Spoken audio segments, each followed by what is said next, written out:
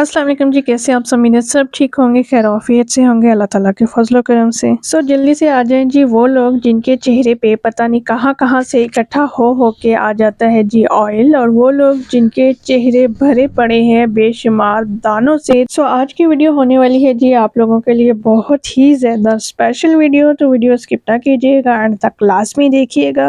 Okay जी, तो ये है को नेचुरल का tea tree and neem face wash made with pure neem and tea tree. अच्छा, तो ये है जी face wash sulphate and paraben free, ठीक है, और 150 ml में है जी ये पीएच बैलेंस्ड फार्मूले के साथ। इस फेस वॉश को आइडियल माना जा सकता है स्पेशली उन लोगों के लिए जो कि ऑयली स्किन की शिकायत करते हैं या जिनकी स्किन एक्ने प्रोन है, ठीक है।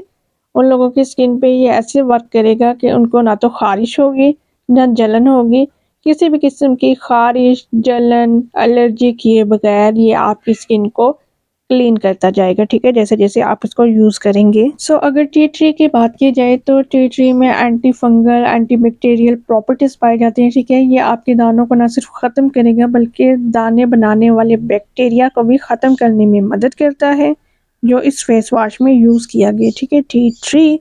अब बात करते हैं जी नीम के बारे में।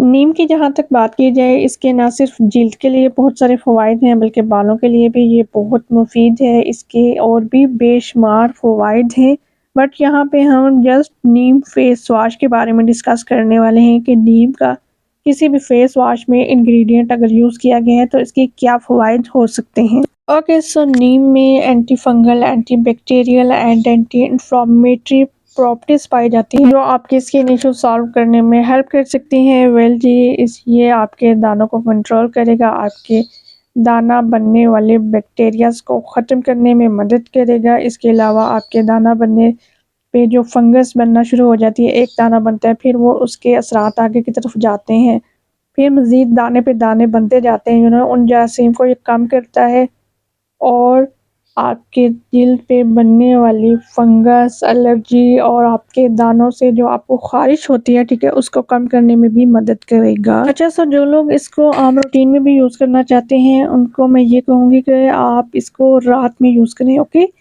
और जी इसकी टी ट्री की वजह से स्ट्रॉन्ग स्मेल है, फ़ोम भी नहीं ज़्यादा बनाता, फ़ोम नहीं बन रहा तो आप इसको ज़्यादा से ज़्यादा ना लगाइएगा, थोड़ी सी मिकदार में लेके आप इसे यूज़ कर सकते हैं।